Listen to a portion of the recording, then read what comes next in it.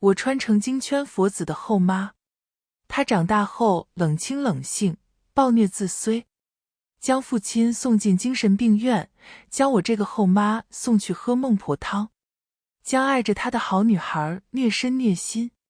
等女孩死后，才幡然醒悟，抱着她的尸骨跳入大海。好消息是，佛子还小，只有7岁，还没有成为一个躁郁狂和盘串爱好者。坏消息是我拿的是恶毒后妈剧本，佛子他爹好像还真的有病。我捏着佛子的小脸，严肃道：串盘完了吗？就出去玩？这些串必须盘完，我还等着送人呢。我们将来是要当金圈佛子的人，要不苟言笑。下面我讲的笑话，你一定要憋住。嘿，朋友，不管你现在是在挤地铁、等咖啡，还是刚放下手头的事想偷个闲，别着急划走。今天的一页故事刚好能填满你这几分钟的碎片时光。喜欢我的朋友，欢迎点击订阅分享。那我们故事开始。我穿来的时候，刚和佛子他爹玉勋结完婚。下了婚礼，玉勋就直奔机场，预计出差3个月，丢下我和未来的佛子玉燕尘大眼瞪小眼。他冷哼一声，淡漠地瞥我一眼，便低头抹撒着手上的佛珠，一板一眼地数着。小小年纪就一把年纪。我捋了捋剧情。好消息是，玉燕尘今年才7岁，还没黑化。坏消息是，我拿的是恶毒女配的剧本。原文中就是原主将玉燕尘虐待出躁郁症，又污蔑她鬼上身，强行将她送到佛寺，一待就是10几年。等玉燕尘回来，她就被挖心剖肝剖尸大海。这小孩长大是个法制咖，要不是男主光环笼罩，早就喜提突突突了。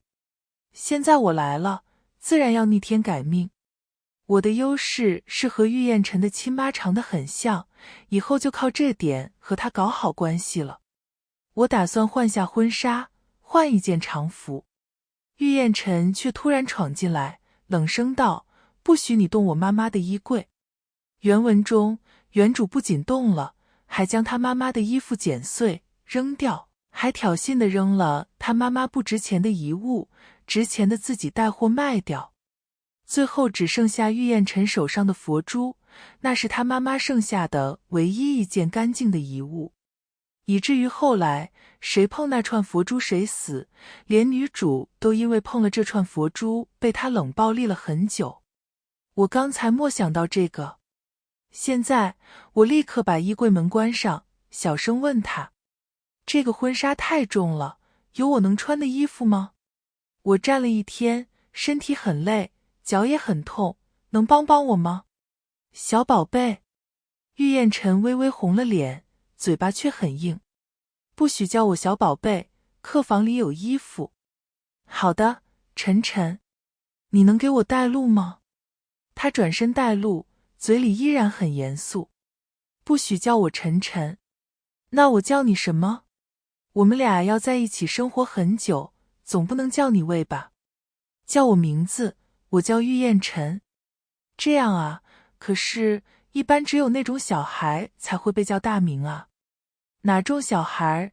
玉燕尘好奇地转过身。我轻咳一声，一脸欲言又止，躲躲闪闪。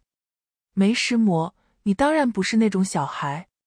我进客房去换衣服，将他关在门外。呵，跟姐斗，你还嫩了点儿。保准你一晚上都想着你是哪种小孩。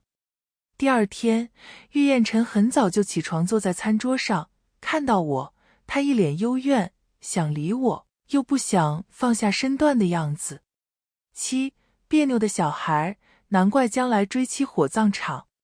我笑了一下，坐在餐桌前吃饭。玉燕尘忽然阴沉了脸。我说了，我不吃青菜、青豆。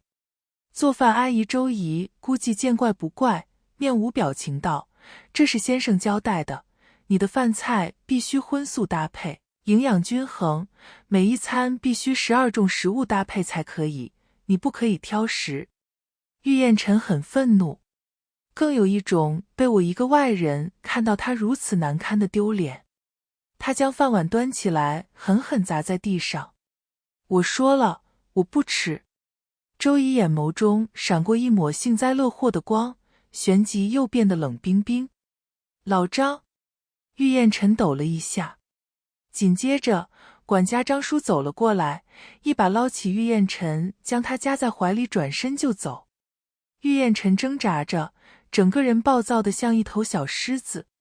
可弱小的她在张叔面前，越挣扎越像一个笑话。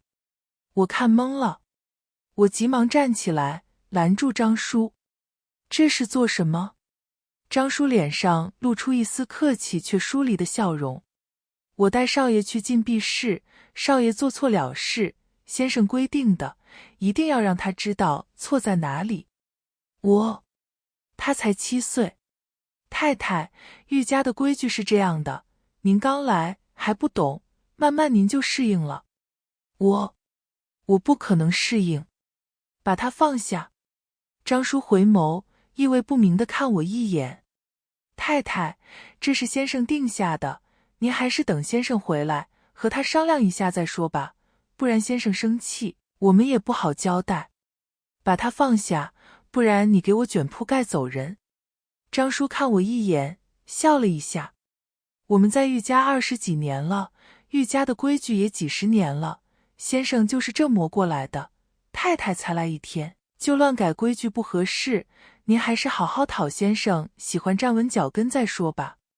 他大摇大摆地带走玉燕晨，根本不理会他的挣扎哭闹，甚至不担心他是不是饿肚子，会不会惊腔。我眼眸微沉，有些气愤。我可能错怪了原主。玉燕晨长大后变成了一个冷酷无情、暴力自摧的盘串爱好者，不全是原主的错，还有玉勋的错，这些管家佣人的错。我跟去了禁闭室，那是一个四面无窗的小小的暗室。张叔将门打开，将玉燕晨关进去，我也顺势挤了进去。张叔有些气恼，却冷笑一声，一句话莫说，重重关上了门。我打开手机，玉燕晨原本在哭，看见我又紧紧闭上了嘴巴。我伸手去拉他的小手，他甩开。我再拉，他再甩。我小声道，能不能让我拉拉？这里好黑，我好害怕啊。玉燕晨沉默了。这一次我主动去拉他的手，他没有甩开，却扭过头去，不看我。你干嘛跟过来？担心你啊。你骗人，我是个坏小孩，没人喜欢我。谁说的？我就喜欢你。我来到这里第1天，那些佣人一个都不理我，只有你跟我说话，还给我带路，帮我找衣服。我从来没见过你这么善良可爱的小孩子。可是我挑食，还摔了饭碗，我还骂人打人。他自暴自弃地说着，语调里却带了一丝寻找认可的祈求。我的心变得好软。究竟是受了多少责难，才会给自己这么低的评价啊？我也挑食，谁不挑食？每个人都挑食，只不过大人做的都是自己喜欢的，不喜欢的就从来不做。他们欺负小孩子不会买菜做饭，故意说小孩子挑食，实在太坏了。要是我被这样对待，我也摔饭碗，骂人打人。你这么做说明你有反抗精神，你是一个不容易屈服的小孩，什么困难都打不倒你。我实在太喜欢你了。真的吗？大人也挑食？当然是真的，我就不吃西兰花。你见过有什么东西是周姨、张叔他们不吃的吗？仔细想想，你肯定见过。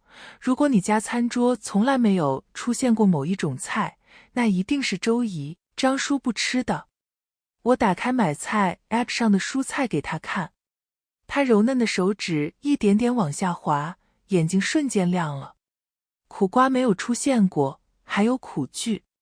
我懂了，等我们出去，我们天天让他们吃苦瓜。好。他高兴起来，靠我更近了一些。我摸摸他的小脑袋，他愣了一下，微微转过头，有一点害羞。他忽然道：可你昨天还说我是那种小孩，是坏小孩吗？呵，臭小子，你果然记到了今天。我笑道：当然不是，我说的是只有做错了事的小孩才会被家长叫大名，你又没有做错事，我当然不想叫你的大名，我只想叫你小名。玉燕晨唇角飞速地扬起，又别扭地压下去。他状似无意道：我妈妈叫我晨晨。好的，晨晨，我叫张李李，你叫我李李姐姐或李李阿姨吧。我们挨着坐了一会儿，我觉得这样等着不是办法，这里环境压抑，空气很闷。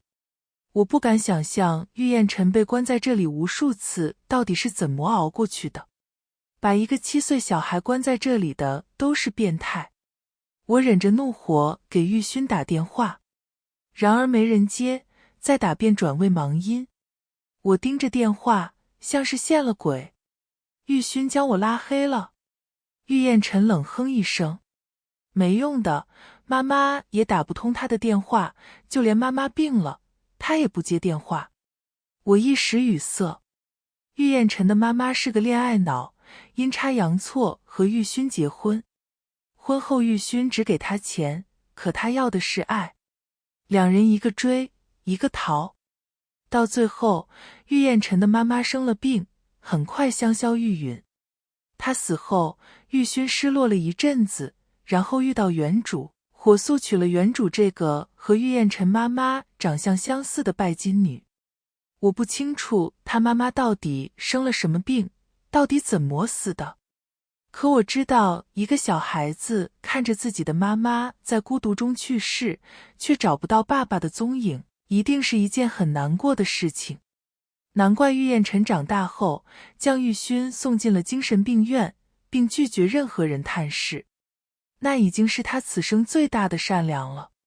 这一天，我和玉燕晨在小黑屋里待了好几个小时。等张叔打开门时，外面的光刺得我眼睛疼。我伸手遮住玉燕晨的眼睛。张叔举止彬彬有礼，眸底却是冷锐的嘲讽。夫人真心善啊，不过您还是先管好自己。我已经向先生禀告了今天发生的事情，先生告诉我，下次如果您再阻挠，我可以将您一起关进去。很好。接管家电话，不接我电话。原主大概真的是玉勋娶进门的摆设。我冷冷瞪他一眼，抱着已经睡住的玉燕晨往外走。张叔却一把将玉燕晨从我怀里扯出来，将他放在地上。玉燕晨迷迷瞪瞪地被弄醒，站都站不稳。他揉着眼睛，愤怒地瞪着张叔。张叔一本正经道：少爷，你已经7岁了，要学着独立，不可以再让大人抱，更何况是女人。怒火蹭蹭蹭地从心口冒了出来。我总算知道魏石魔长大后的玉燕晨被称为清冷佛子，女人勿近，因为从小就有人教他蔑视女人，践踏女人。这样的毒瘤，我跟他讲道理是对道理的侮辱。我快走几步到一个桌子旁，抄起一个花瓶就狠狠地砸向张叔。愤怒之下，我砸得格外准。张叔的头烂了，血液一点点顺着额头流了下来。他不敢置信地看着我，似乎无法相信我一个初来乍到的人会挑战他的权威。我冷笑道：哦，去跟玉勋告状，就说我打了你，或者去报警，看看你丢了玉家的脸，玉勋还会不会留你这个20多年的老员工。或者你来打我，只要你弄不死我，我就找媒体曝光，让玉家跟着丢脸，看到时候玉勋是开除你，还是和我离婚。我想明白了，玉太太的位置已经是我的。结婚证容易领，离婚证却难领。这个家里只能出现一个做主的人。我要是妥协，只能像原主一样和他们同流合污。可我偏不。他们只有2个选择，要么听我的，要么滚蛋。张叔沉了脸，目光死死地盯着我，像一头愤怒的兽。我重新抱起玉燕尘，缓缓向大门走去。张叔脸色阴沉地拦住我：太太，你要带少爷去哪里？我嗤笑一声，似笑非笑地盯着他，不说话，只盯着。目光是一种权力，凝视是一种威胁。如果真回答了他，就给了他反驳我的机会。我什么都不说，让他自己先胡思乱想，先自乱阵脚。果然，张叔咬牙道：太太，我没别的意思。不管你有什么想法，都给我安分一些。我能让玉勋娶我，也能让他开除你，不信你试试。我的手机掉到房间里了，去给我拿一下。我毫不客气的命令。张叔不动。我冷笑：我使唤不动你。老员工。张叔转身去拿。我抓住机会，一脚踹向他的屁股，将他踹进小黑屋，然后关上门。里面传来一阵疯狂的敲门声。然而门做了隔音，声音传出来已经很小。玉燕尘瞪大眼睛，眸子里闪烁着兴奋的光，嘴上却说：这样好吗？你高兴吗？高兴，但这样是不对的。妈妈说，我们不可以这样对别人。玉燕尘的脑子显然混乱了。他妈妈是个善良的恋爱脑，除了追着玉勋跑，把自己作死外，没做什么恶事。所以教出来的孩子，连报复别人都觉得自己坏。我眨眨眼睛，变成了一个柔弱的叉叉。可是他欺负我们啊，他关了我们好几个小时，我又累又饿，他还瞧不起女人，你觉得他说的对吗？不对。那就是了，小孩做错了，大人就惩罚小孩，他做错了，我们惩罚他，这很公平，对不对？对。玉燕尘被说服了，他变得心平气和。或者说他内心深处也曾经无数次想过报复张叔，只不过一直找不到支持者。今天在我的帮助下，将内心的愤怒释放了出来。我觉得这很好。我让一个佣人给所有人发通知，说别墅放3天假。众人高高兴兴地走了。只有做饭的周姨狐疑地问张叔怎么不在。我冷冷地看着他。你找他有事？可以前都是老张通知我们这些事情。我似笑非笑地看着他。你的意思是，你听老张的，不听我的，老张给你发工资。我刚才告诉了老张一句话，现在也告诉你一下，我有本事让玉勋娶我，就也有本事让他开了你。这个房子的主人是谁？你想想清楚。周姨面色难看地收拾东西走了。玉燕尘有点担心。黎黎姐姐，爸爸很信任周姨和张叔，他们会告状，爸爸会找你麻烦的。他找得到我们再说。我收拾了几件衣服，拖了一个行李箱，把玉燕尘放在行李箱上，推着他出了门。他大概从来没有过坐在行李箱上的体验，整个人很拘谨。细长的手指紧紧抓着行李箱的杆，努力坐直身体，生怕掉下去，丢了面子。我有些想笑，更多的是心疼。妈妈带你出去旅行过吗？没有，妈妈都在家里等爸爸。恋爱脑好像是这样的，打不通对方的电话，就守着这个家，生怕离开错过了对方回来。可事实上，对方根本就不愿意回来，生怕回来被缠上。日子在内耗中度过，最后放生了别人，熬死了自己。只剩下一个可怜的孩子，没了妈，爹不爱，被人揉扁搓圆，逼成个变态。姐姐带你去旅行，抓紧，扶稳。我推着箱子往前跑。玉燕尘咯咯咯地笑出了声。小奶音怪好听。我叫了计程车，取了现金，在闲鱼上拍了个特价酒店，用别人的身份证代开好房间，就跟玉燕尘住了进去。这样做主要是不想被玉勋轻易找到。玉勋既然不想接我电话，那就别接了，后面有他急的时候。接下来几天，我带着玉燕晨打卡了市区和周边知名景点，坐旋转木马，去海洋公园，尝特色美食，泡温泉，打水仗，爬山，玩得不亦乐乎。期间，玉勋的助理给我打电话，我接起来，问了下助理的名字，备注清楚，告诉他抽空去把张叔放出来，接着便拉黑了他。最后，玉勋终于舍得给我打电话了。我让他也享受了几次拒接，又让他听了听忙音，心里那口郁气彻底散了。玉燕晨有点担忧，他看我一眼又一眼，终于忍不住问：“黎黎姐姐，你不怕爸爸吗？”“不怕，他很可怕吗？”玉燕沉默了默。妈妈很怕爸爸，爸爸回家一句话不说，看见妈妈就皱眉头。这是冷暴力。小时候的玉燕晨明明不喜欢他爸爸的样子，可长大后却变得和他爸爸一模一样，甚至更过分。冷暴力、不尊重、不信任、刚愎自用、唯我独尊，最后又悔不当初。所以，女人给自己的孩子选一个好爸爸，是对孩子最珍贵的爱。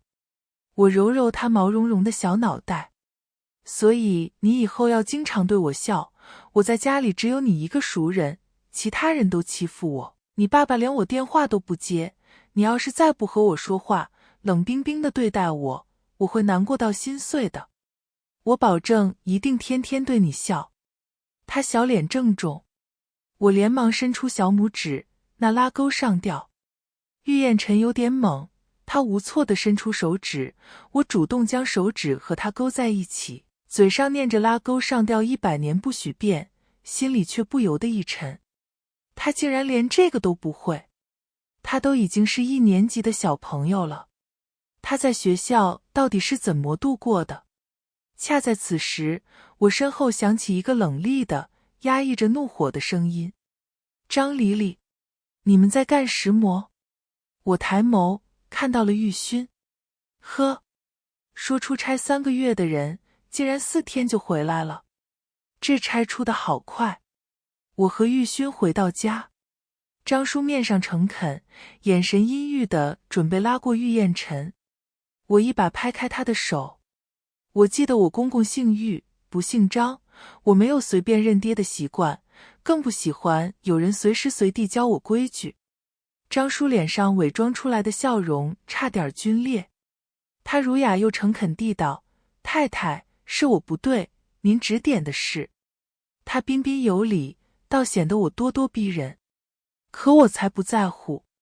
玉勋刚刚和我举办了盛大的婚礼，要是结婚就离婚，丢的是玉家的脸。所以我想怎样就怎样。不在乎玉勋的情况下，我可以让自己过得无比好。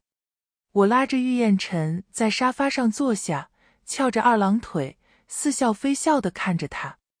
张叔，你前几天可不是这么有礼貌的，要我帮你回忆一下吗？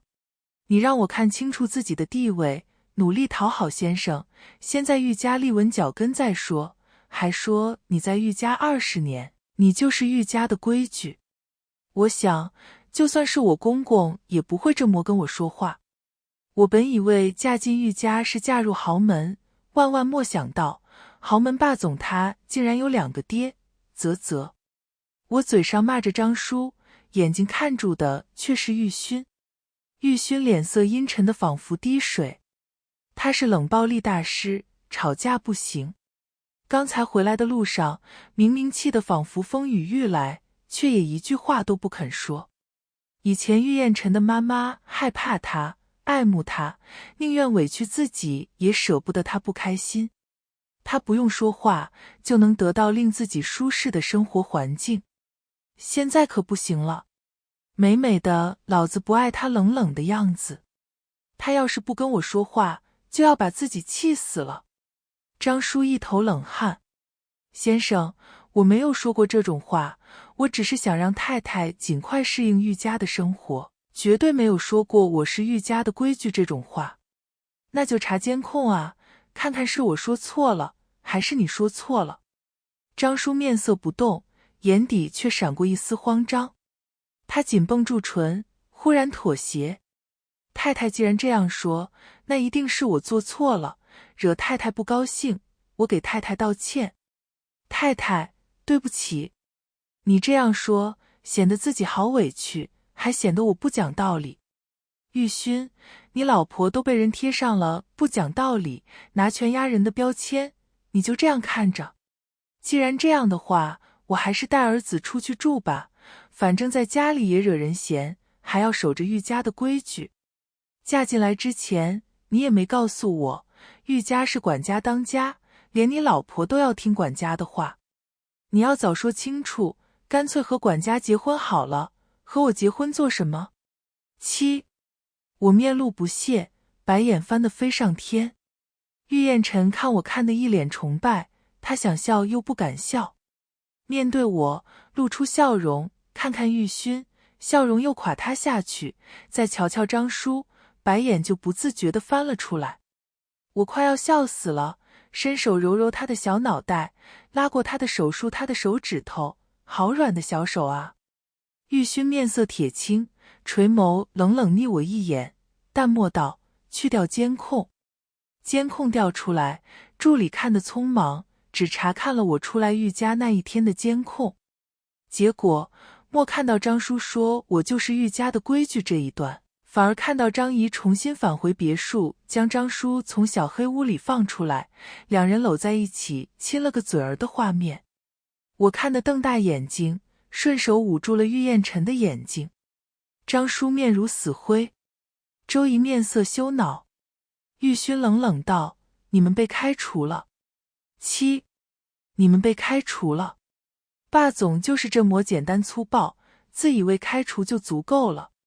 但报复心急降的我不这么认为。等等，继续看。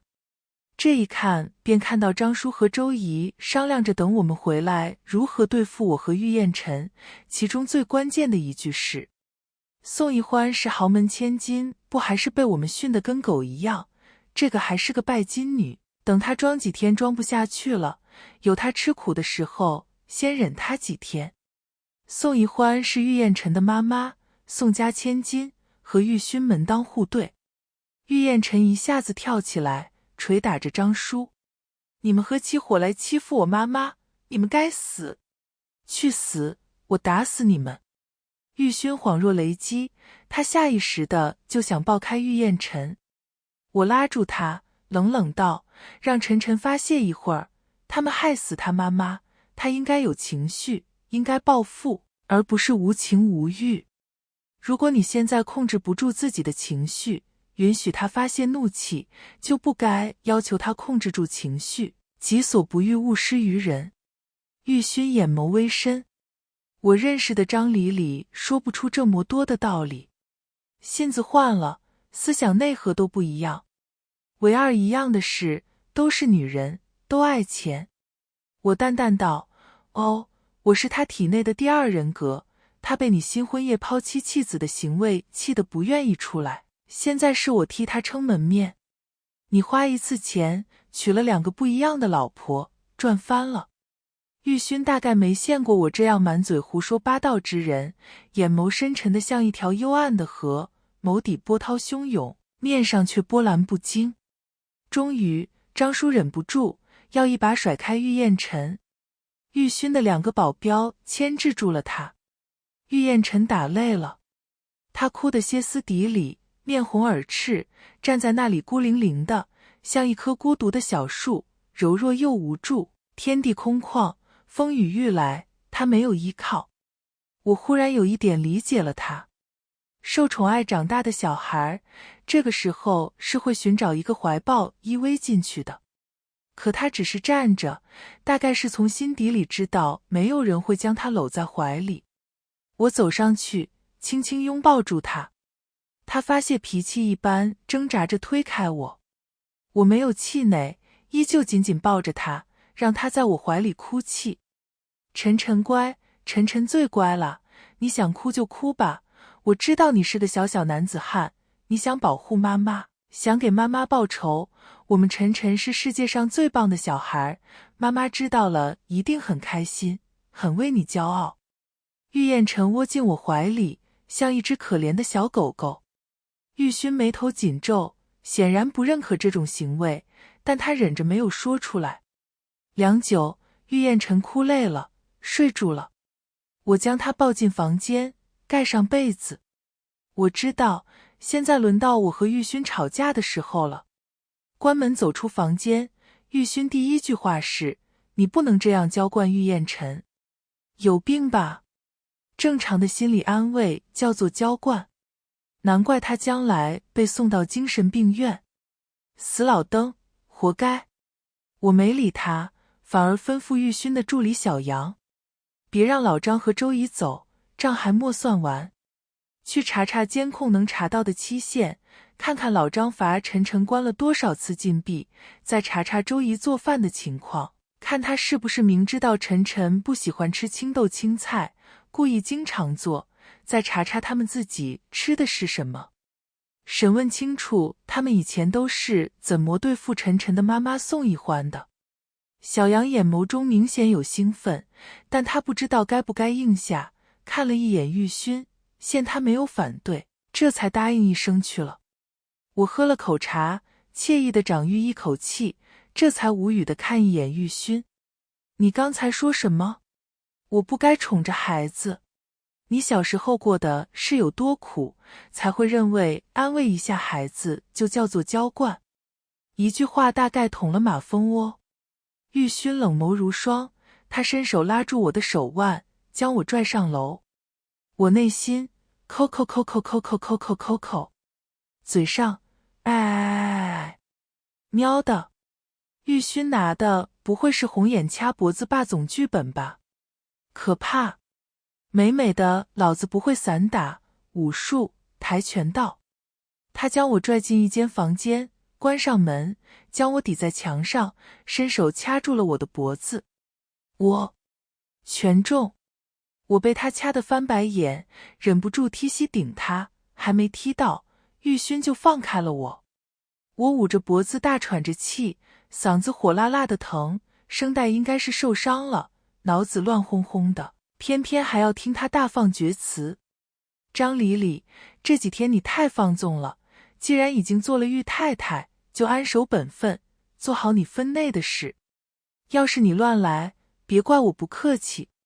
你这次带着玉燕晨乱跑，我就放过你，但不要有下次，不然你玉太太的位置就坐到头了。你听清楚没有？我嗓子疼，内心一肚子反驳的话，此时却说不出来。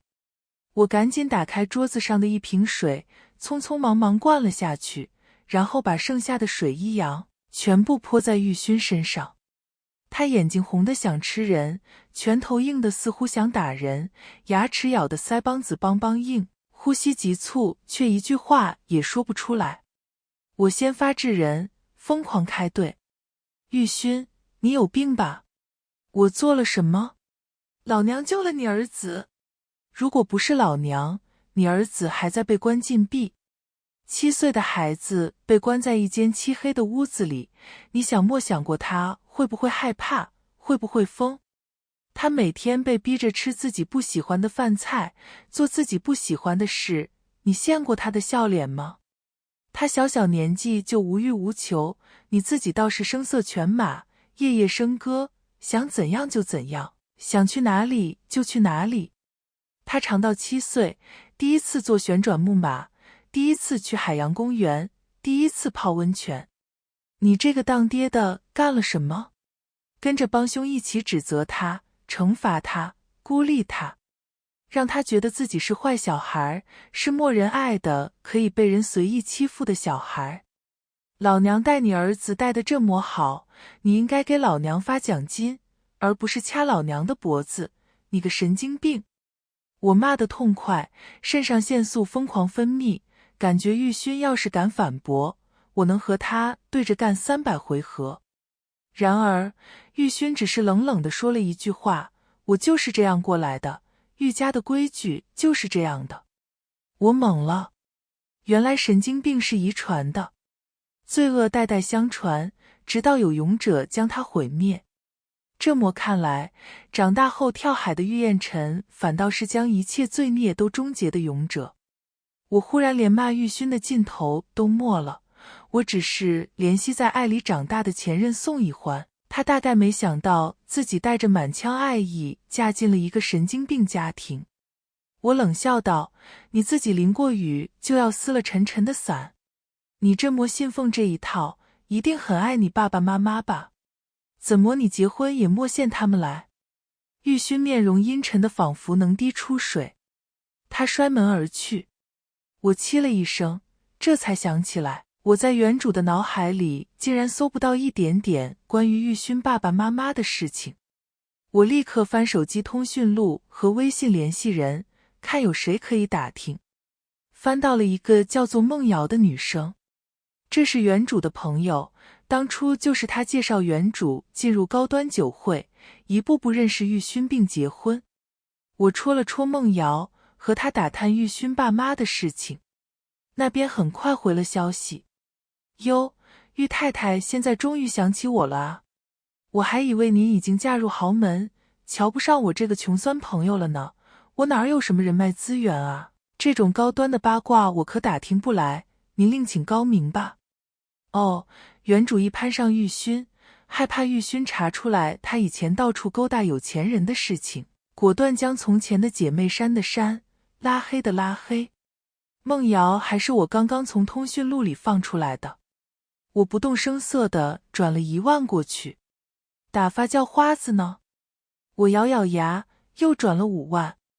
小说里的货币不值钱，阔少们抬抬手都是180万的消费，我的思想观念还没跟上，6万块钱让我的心在滴血。孟瑶没理我，半天发了一长串消息过来，然后才把钱收了。你的价钱只够打听这么多，就这样了，玉太太。哎，原主真是大手大脚，这么明码标价、直爽实诚的闺蜜说扔就扔，太浪费了。我查看着消息，有点幸灾乐祸。玉勋的爸爸妈妈被他扔进了一个养老院，养老院的条件不是很好，2个老人在里面日夜盼望着儿子能接他们出去。可惜玉勋一次也没有去。这件事情不算太保密，但没人敢当着玉勋的面说。我忍不住想笑，笑着笑着就笑不出来了。所以玉燕晨真的很像玉勋，他厌恶着父亲，最终却也走上了父亲的老路。我现在深深认可了一句话，如果一个家庭里孩子抑郁了，那么他一定是整个家庭里病得最轻的那个人。这个家真正的病人是玉勋。玉勋是一个成熟的霸总，他的观念一时半会儿是无法改过来的。而且我也不喜欢救赎，因为救赎这2个字是将自己摆在了上位者、拯救者、优越者、怜悯者的角度，这背后是隐藏的控制欲，是一种不平等的关系。我不认为每个人都喜欢救赎，我也不会狂妄地认为自己可以救赎别人。我只能帮他人一把，让他有力量自己走出灰暗。我可以陪伴玉燕晨长大，培养他正确的3观，让他有力量走出玉家的泥潭。但玉勋，我爱莫能助了。折腾了一天，晚饭是另外一个佣人做的，没有青菜和青豆。玉燕晨吃得很香，我也吃得很香。玉勋不动声色地看我们一眼，金贵优雅地品尝着美食，但吃了一口就蹙起眉头。哦，我亲自端的饭，给他的饭里放了芥末。既然他觉得人不可以挑食，希望他说到做到。玉勋拧着眉头吃完了那碗饭，张张嘴想对佣人说什么。我夸张地夸奖着玉燕晨，咱们晨晨真棒，一点儿也不挑食，不像爸爸，那么大的人居然剩了那么多的饭。以前晨晨吃不完饭，就会被周姨和张叔关进小黑屋，也不知道爸爸会不会被关进小黑屋。玉勋蹙了蹙眉，一言不发地将东西吃完。张叔和周姨面色阴沉，如坐针毡。助理问他们坚决不承认自己对宋一欢做过什么，眼下只能等查清楚监控再说。两人依旧在玉家待着。他们两人面前放着苦瓜、苦苣、酸笋、豆汁儿、鱼腥草。我笑道：吃啊，怎么不吃？这么挑食，有什么资格教训小孩子？说一套做一套，挺双标啊。今天吃完，什么都好说，吃不完的话，就去小黑屋里待着。大人要以身作则。张叔冷笑一声，举起筷子，面不改色地吃着苦瓜、苦苣、酸笋。喝到豆汁儿的时候，他默忍住喷了。周姨则在鱼腥草那一关吐了。两人面色黢黑。在保镖的监视下，张叔进了小黑屋。周姨则被逼着吃完了所有的菜，然后抱着马桶狂吐。玉燕晨眼睛亮晶晶的：李李姐姐，真的，大人也挑食。对，所以根本不是你的错。下次要是有人再拿你挑食说事，说明他是一个很狭隘的人，你不要理他。我说着话，眼睛睨着玉勋。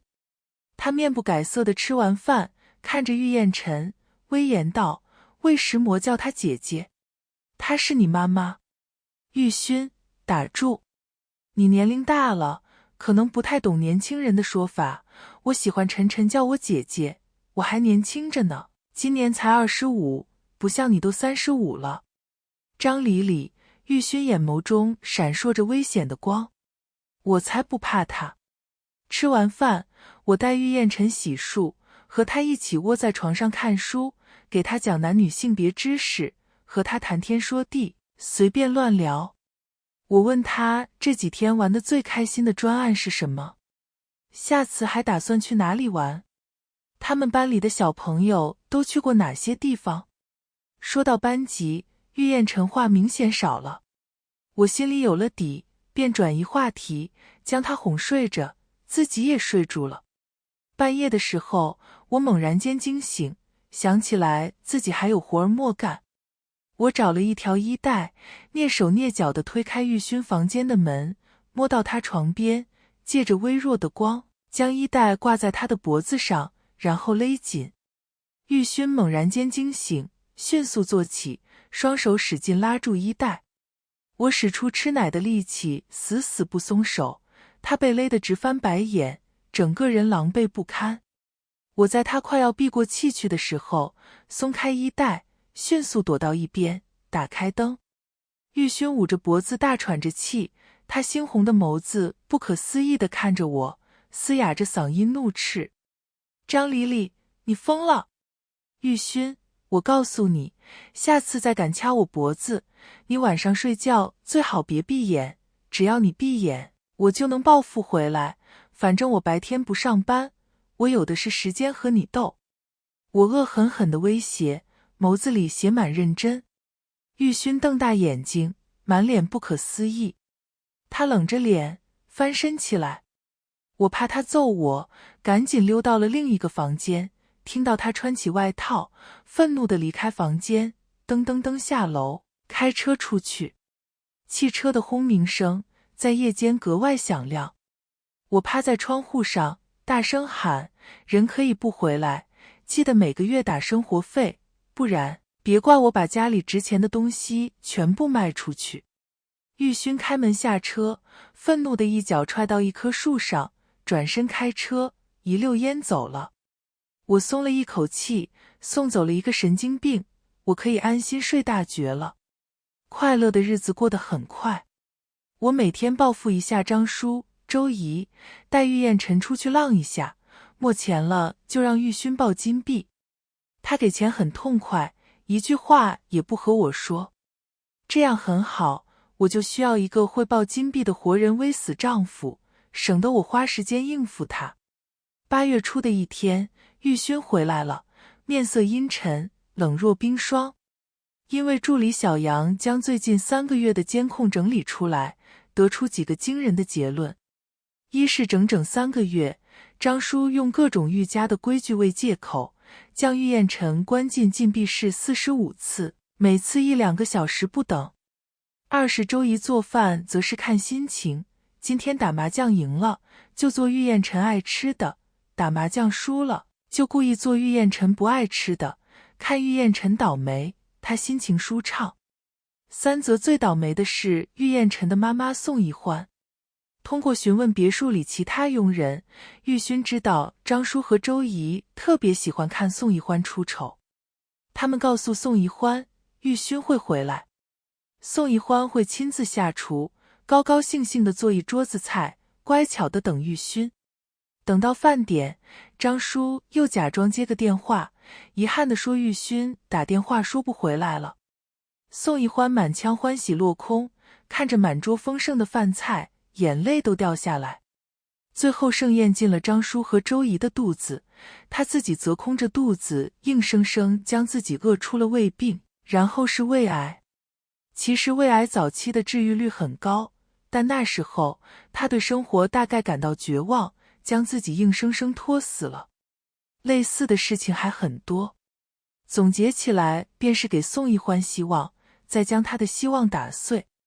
这种事情换一个人恐怕早就察觉张叔和周姨不怀好意，可偏偏宋一欢是个非常标准的恋爱脑，偏偏玉勋从来不接他的电话，两人之间向来都是通过张叔传话。玉勋愤怒地想伸手掐张叔的脖子，手都已经伸出去，不知为何又改掌卫拳，一拳打在张叔的脸上。他狠狠教训了张叔一毒，手背都流了血。他坐在沙发上，居高临下地凝视着瘫在地上烂泥一般的张叔。他问他为什么要这么做。张叔擦擦唇角的血，冷笑道：不是先生允许的吗？先生说他是靠着肚子上位的，这样不知廉耻的女人，我们帮你对付她有什么错？你不也这么对待她？上行下效，我们不过是学你罢了。玉勋一句话也说不出来。我急得上火。你嘴呢？你特么卖掉了吗？我踢一脚张叔，冷声道：放什么厥词？你不过是在玉家待久了，便以为自己是玉家老太爷。你想给宋一欢当爹，想在玉家说一不二，又知道自己没资格，便故意扑宋一欢，让他把你的话当圣旨。你就是个垃圾，别到处乱甩锅，老娘莫得罪你，你不也一样的给我下马威？你有本事让玉勋认你当爹，不然就承认自己心里阴暗，随地大小爹。张叔和周姨被分别关进了禁闭室3天，动用私刑是不对的，但我当没看见。古人云，难得糊涂。3天后，两人被送到警局，玉家的律师团队准备以虐待罪起诉两人，正在收集各种证据，争取最低2年，最高7年。玉燕尘很高兴，他的心情明显舒朗许多。我想去看妈妈，将这个好消息告诉她。我带她去了宋一欢的墓地，献上一束洁白的玫瑰。她高兴地对着墓碑上那个明媚娇艳的女孩天真地说：妈妈，是张爷爷周奶奶骗了你，不是爸爸不理你，爸爸其实没有骗过你。妈妈，你听到了吗？妈妈。她的眼泪轻轻流了下来。我在她身后，双手扶住她肩膀，静静地站着，回眸看一眼玉勋，他穿着黑色衬衣，整个人阴郁而颓丧。听到孩子的话，他眸中闪过一抹动容，旋即眼眸低垂，看不清楚在想什么。回去的路上，玉燕尘哭累了，睡住了。我照例抱他回家，玉勋却从我怀中接过孩子，抱着他上楼，放到床上，为他脱鞋，盖被子。玉勋第一次像一个爸爸那样对待孩子，他做起来不算生疏，像是演练过很多次。我转身要走，玉勋叫住我：能和你聊聊吗？我想了想，点头同意了。以后还需要玉勋抱金币，我在给玉勋建立正确三观的时候，也希望他别捣乱，所以有必要和他谈一谈。我们到庭院，那里有凉椅，佣人上了茶。太阳西斜，清风徐来，正是一天中最凉爽，人心神最放松的时候。玉勋平静道：我小时候，我爸爸妈妈对我很严格，他们婚姻不顺，但彼此都很有实力，没办法要求对方万事顺着自己，便要求我事事顺着他们。如果我有某件事情做不到，他们会罚我，关我禁闭，抽我鞭子。这不算最可怕的，最可怕的是有时候他们的要求完全相反，听了一个的，就会得罪另一个，逃不掉一顿罚。小时候，张叔、周姨悄悄对我好，我一直很信任他们。我心里无数次希望，如果张叔、周姨是我爸爸妈妈就好了。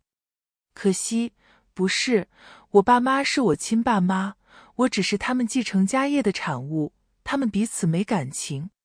我长大后，很厌恶他们，厌恶联姻，也厌恶自己的身体，因为上面鞭痕累累，无比丑陋。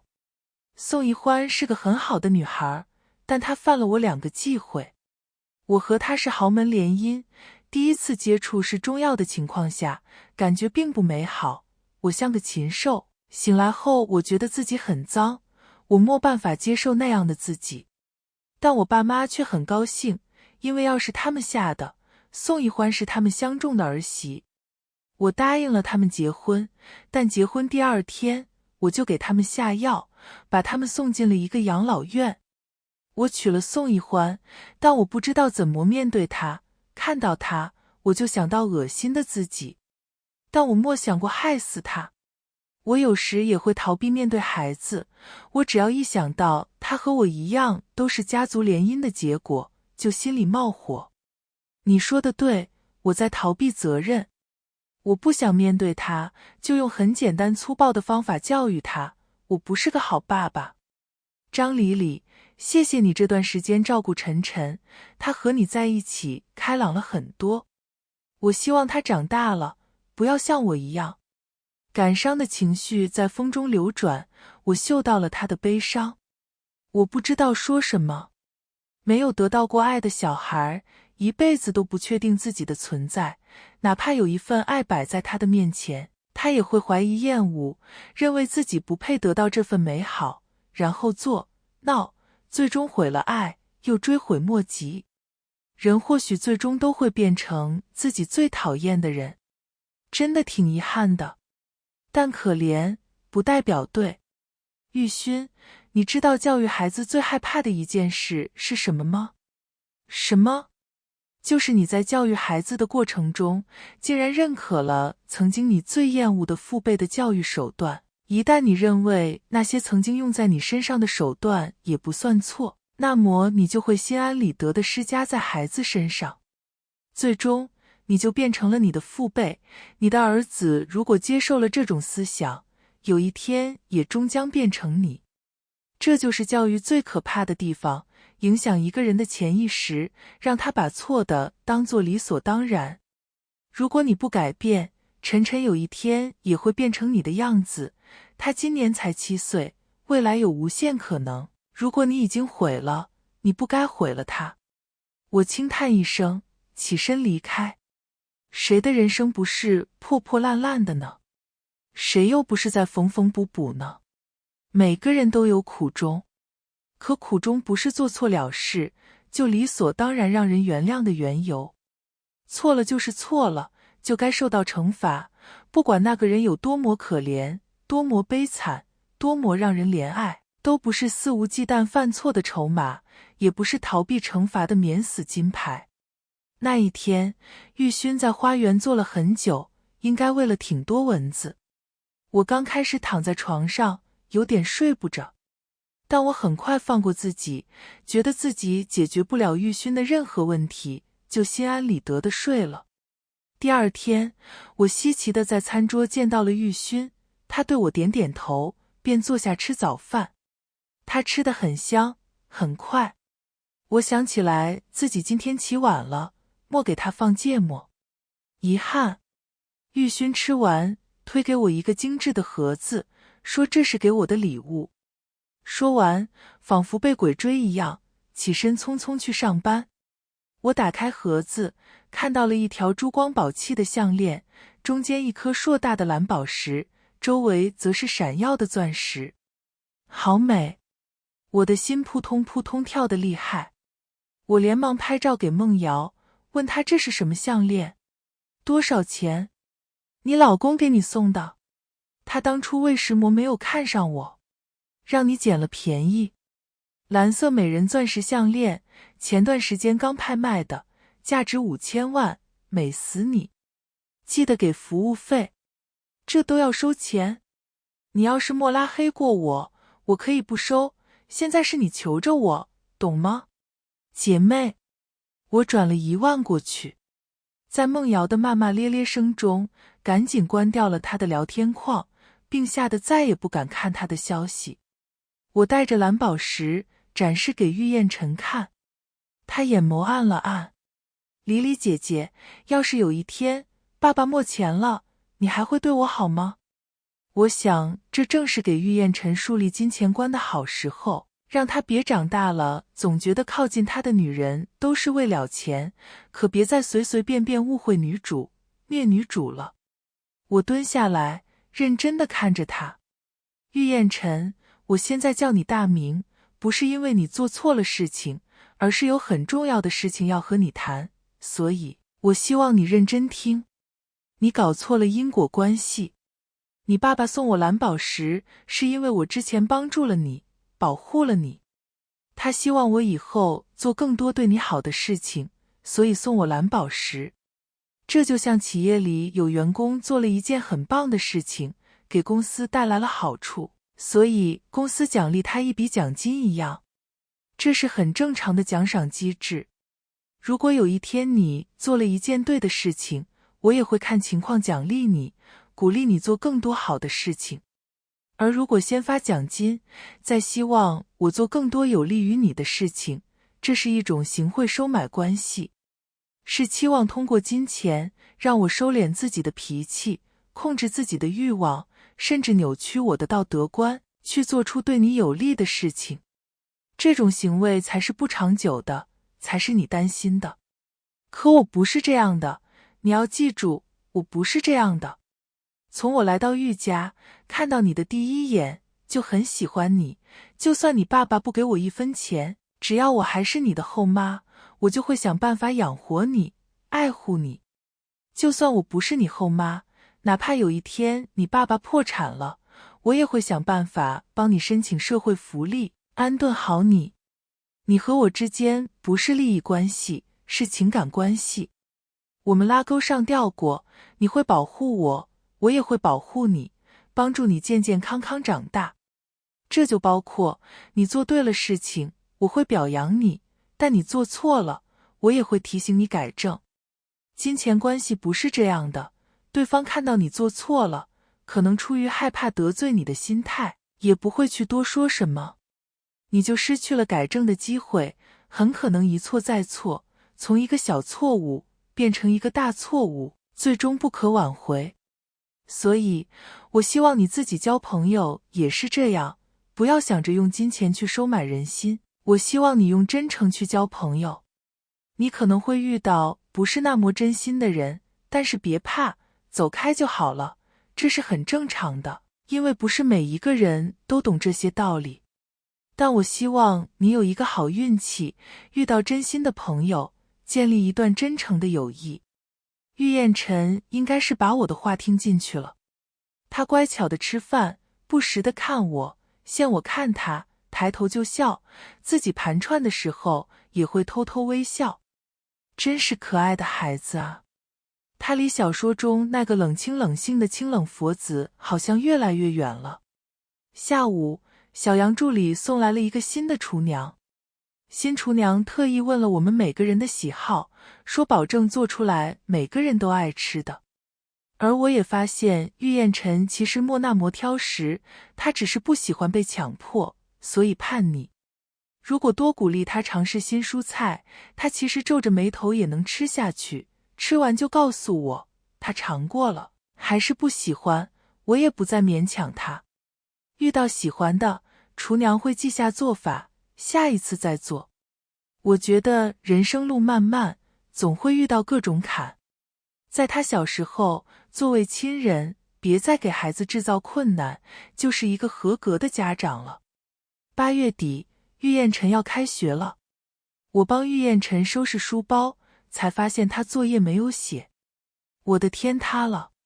小学1年级居然有暑假作业，我一直以为小学1年级负责浪就行了。作为新手妈妈的我，简直手忙脚乱。晚上，玉勋回来了。他这段时间很少出差，每天都回家，话很少，但也在尝试着改变。小杨助理有一次特意在我面前抱了一大堆书进书房，特意告诉我，玉总最近在看育儿方面的书，太太你有什么建议的书吗？啊，我没看书，我就是偶尔刷刷育儿小视频，符合我心意的多看2眼，不符合的划走。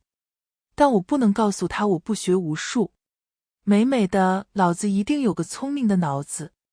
我平静道，没有的，我相信你的眼光，你这么厉害，一定能选好书。小杨助理肉眼可见的高兴。玉勋每天都在书房苦读，也会关注我和玉燕晨的状态。我故意在他书房门前徘徊了一下，他抬眸问我怎么了。我立刻将玉燕晨的作业报给他。都默写，怎么办？后天就开学了，现在写也来不及了啊。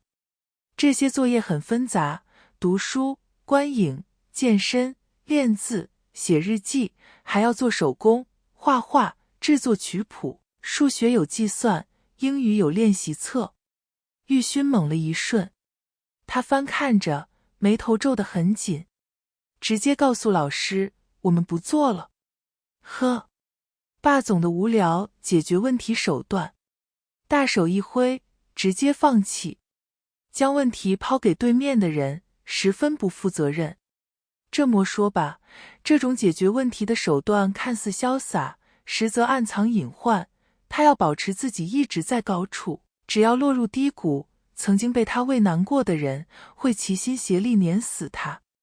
我冷笑道，别想偷懒，我来分配，你负责带晨晨写日记，做读书笔记，我负责做手工和画画，计算让晨晨自己写，英语找人帮一下忙。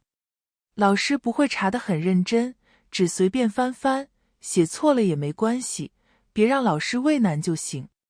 玉勋答应了，我暗自高兴，终于把讨人厌的日记和读书笔记甩出去了。走到拐角，玉燕晨眼睛亮晶晶地看着我，我悄悄对他比了个 OK 的手势。我们心照不宣地笑，但玉燕晨跟着玉勋写日记的时候，差点哭出来。玉勋压抑着怒火，字不会写，可以用拼音代替。拼音也不会。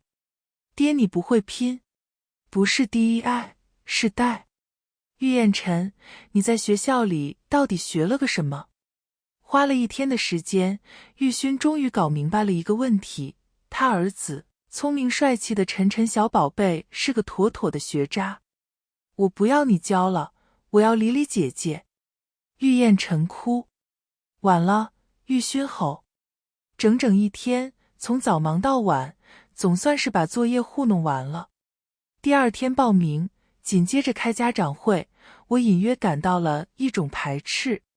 家长会结束后，我追上老师询问这件事情，最终得出了一个惊人的结果，别的小朋友并非孤立玉燕晨，而是不敢和他玩了。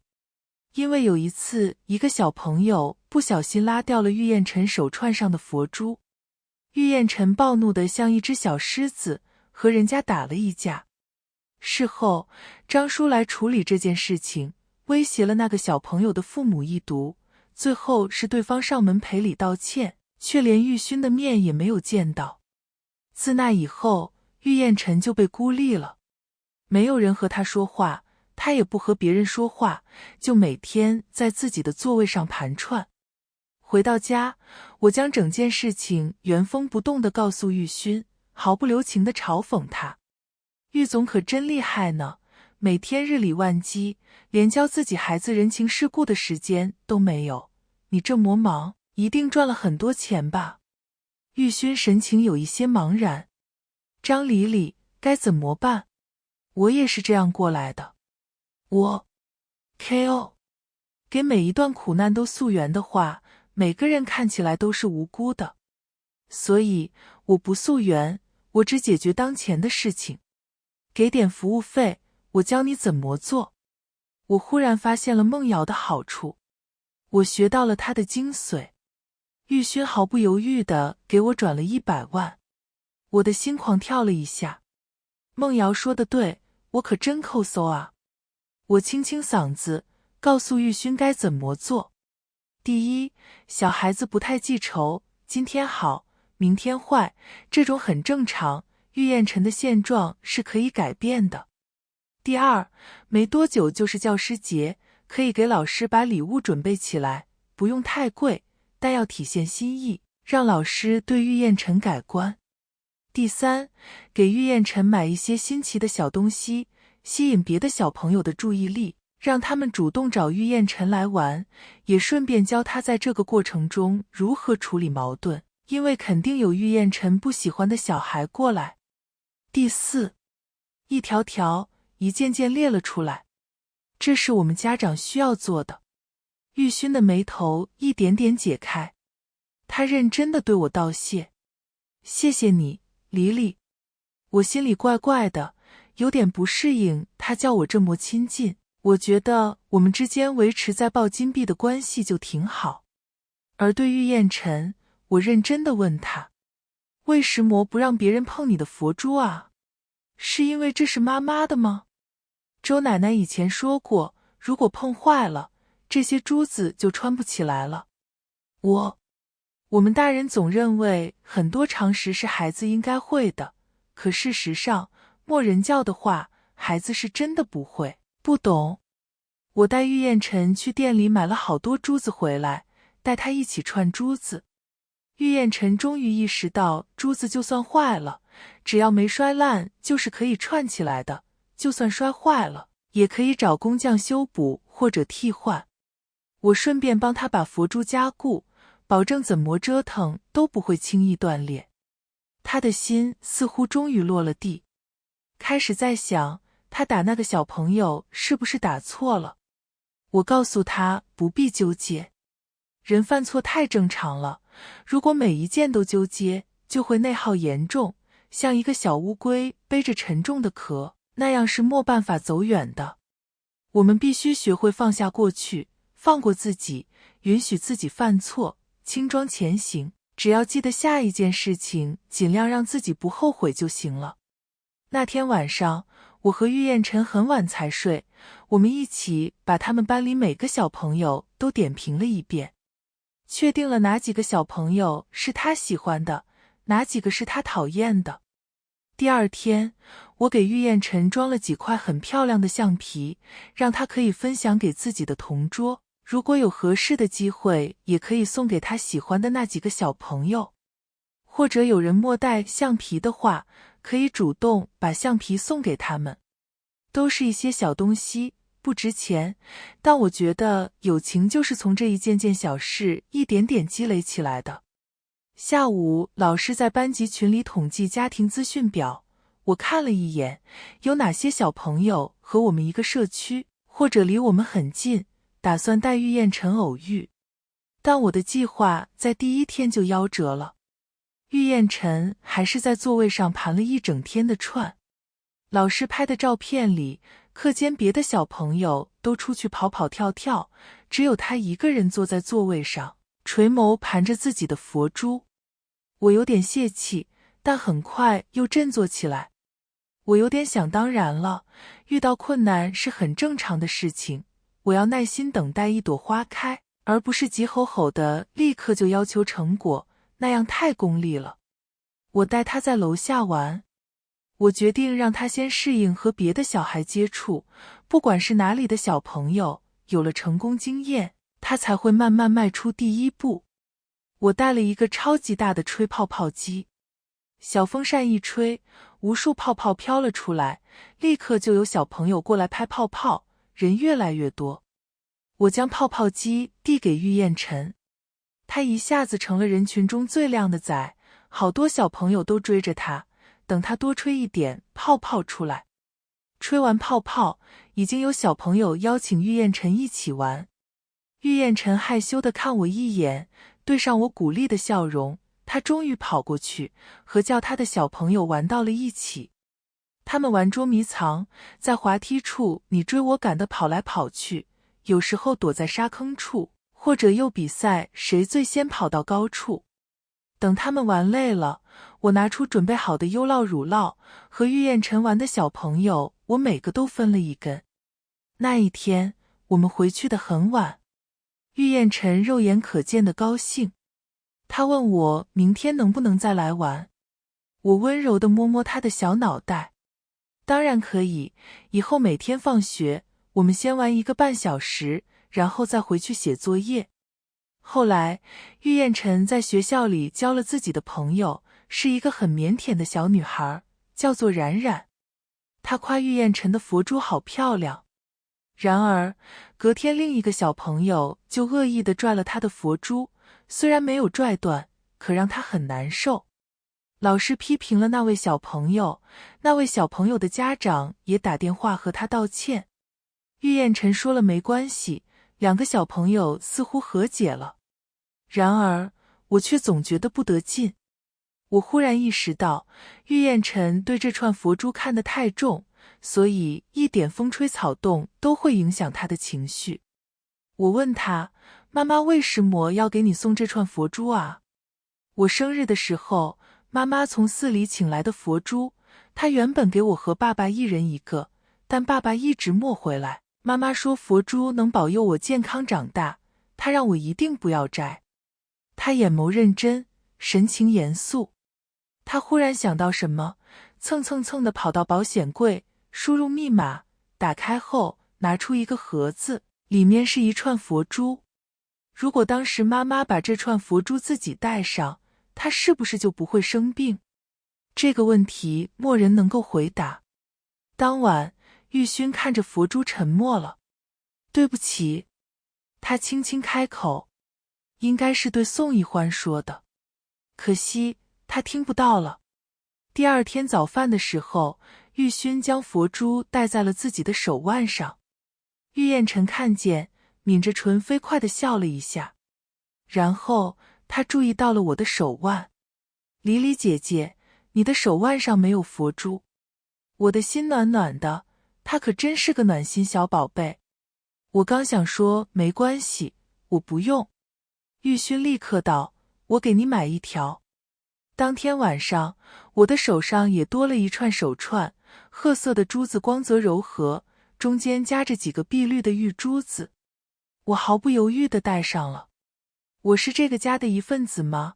他只要敢给，我就敢要，更何况玉勋给的一定是好东西。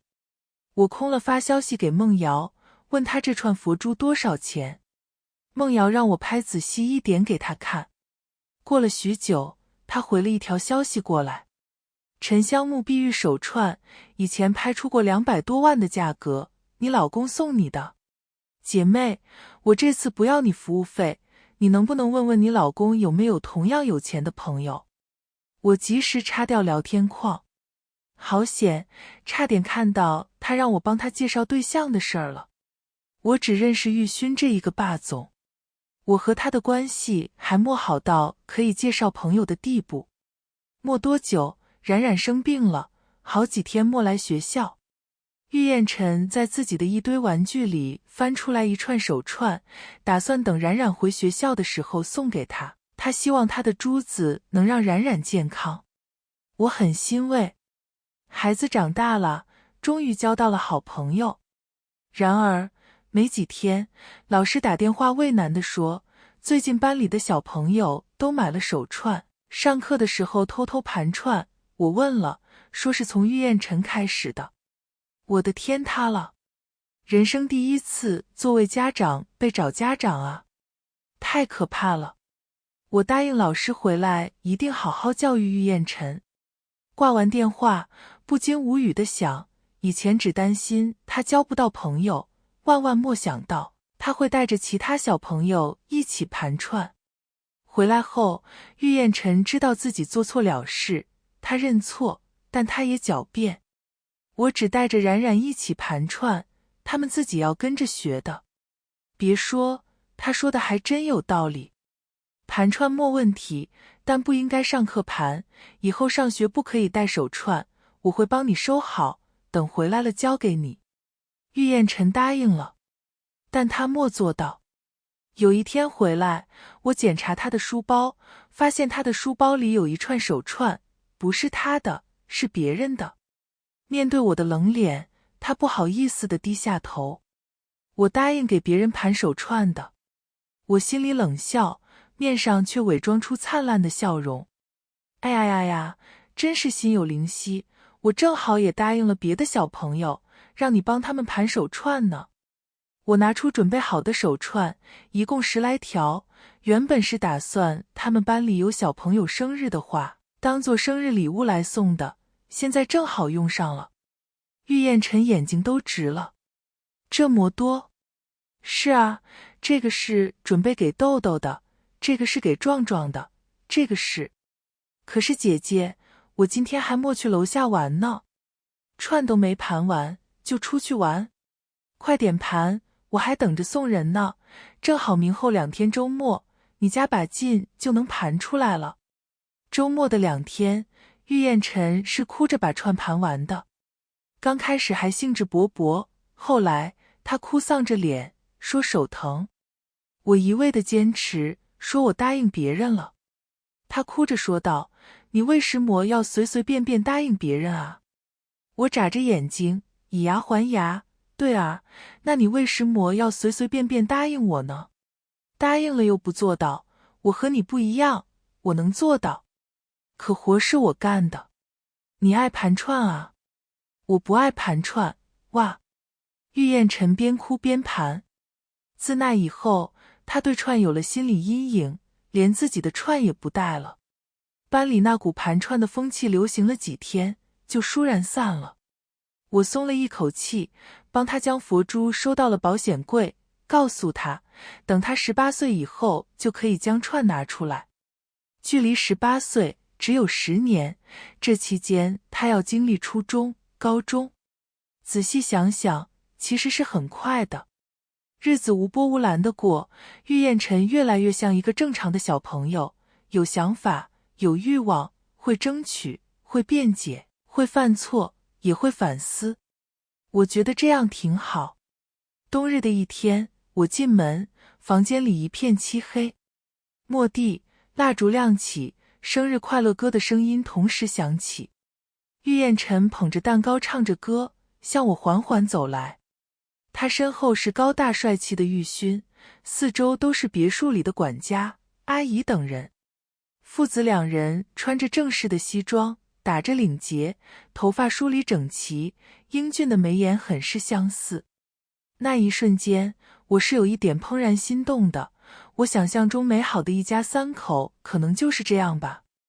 但今天不是我的生日，是原主张黎黎的。我没有解释，融入欢乐的气氛，吹蜡烛，吃蛋糕，接过他们的礼物。晚上，玉燕晨非常懂事地说不用我哄他睡觉，让我去陪爸爸。我进了自己的房间，玉勋跟了进来。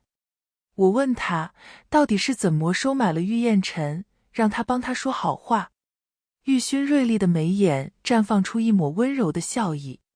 我看了那么多的育儿的书，不是白看的，黎黎，我在进步。他修长的手伸进口袋。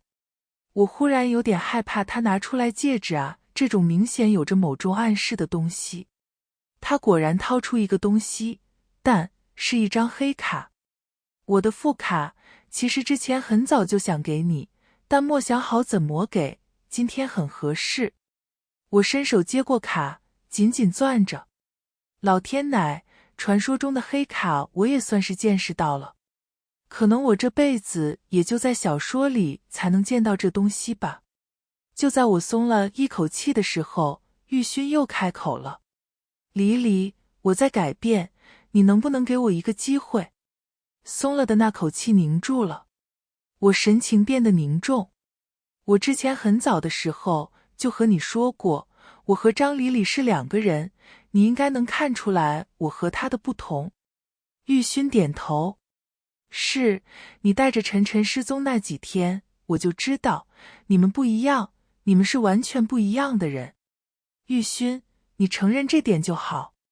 如果你承认我和张黎黎是不一样的人，那么从法律上来讲，和你结婚的人是他，你向我表白，那就是出轨，我就是小三。我不可能做小三的。玉勋面色苍白，如遭雷击，其长而挺拔的身形微微颤抖，蜷起的手指紧紧攥着。他离开前问我，那你叫什么名字？我叫林映雪，一个幼师，业余爱好看小说。当时我看到这本小说的时候，几乎职业病发作，一眼看出了主角家庭在孩子教育中出现的问题，然后一觉醒来就成了京圈佛子的后妈。我不知道原主跑到哪里去了，也不知道他会不会醒来。虽然法律不认可第二人格，从法律上来讲，我的确是张黎黎，是玉勋的妻子，但从伦理上，我和他千真万确是两个人。我不会因为占着他的身体就心安理得地接受玉勋的表白。再者，我并不喜欢玉勋，在我明确自己是林映雪的情况下，我不会去爱上一个有妇之夫。那以后，我和玉勋有点尴尬。他早出晚归，尽量避免和我见面。我问了小杨，小杨说他最近正在找心理医生。我松了一口气，玉勋能意识到自己心里有问题，是件挺好的事情。然而，某天，我喝了一杯牛奶，醒来后发现自己躺在心理咨询室，一个年约50的医生正在对我进行催眠。我大意了。玉勋这段时间表现得太好，我差点忘了，他才是这个家里最大的神经病。他被他爹妈破案了将近30年，我怎么能指望他在这么短的时间内就改变想法，变成一个彻彻底底的好人？我想开口说话，鼻子里却嗅到一股奇异的香，眼睛越来越重，脑袋昏昏沉沉的。我缓缓闭上眼睛，似乎陷入沉睡，又似乎很清醒，整个人空灵的，仿佛灵魂出窍。我听到玉勋在我耳边说：“醒来吧，以张黎黎的身份醒来吧，请你试着爱我，给我一点力量。我保证以后一定做个好人，一个彻彻底底的好人，好丈夫，好爸爸，给我一次机会，求你了。”有温热的液体落在我脸颊，是玉勋的泪。我脑子里胡思乱想，我叫黎黎，好像不是吧？我好像叫别的名字。我叫什么呢？我好像叫……爸爸，你在干什么？爸爸，你开门，放我进去。咚咚咚的敲门声响起，伴随着玉燕晨的哭声。玉勋烦躁地让他走开。玉燕晨可能被吓到了，停了一下，但很快他就继续敲门。玉勋忍无可忍，打开门，便看到门后面不仅站着一脸泪水的玉燕晨，还有远景。那一天的事情，我是醒来后通过众人的口述拼凑起来的。玉燕晨带着远景进来，看到了躺在护理床上的我，惊慌失措的心理医生，以及面如寒铁的玉勋。玉勋想狡辩，说他在为我进行心理治疗。玉燕晨却鼓足勇气，抬起了自己的电话手表，上面有我发送的求救短信。玉勋暂时被拘留，心理医生被吊销执照并拘留。等我醒来后去录了口供，证实了玉勋对我强行催眠，希望我丢失一部分记忆，违背了我的个人意愿，限制了我的自由。他构成了刑事犯罪，但我出具了他具有精神疾病的报告，他不会坐牢，但会被送进精神病院。而这份精神病报告是很久以前的。他其实很早就察觉了自己的精神异常，他一直在服用药物控制病情。但他的父母给他下药，让他和宋一欢在一起，他便自暴自弃地停了药。直到遇见我，他重新振作起来，开始吃药。我拒绝他之后，他又停药了。他那时候或许就想明白了，做个正常人总有各种各样的拘束，但做个精神病就自由得多。他可以失控，可以满足自己的欲望，可以为了自己为所欲为。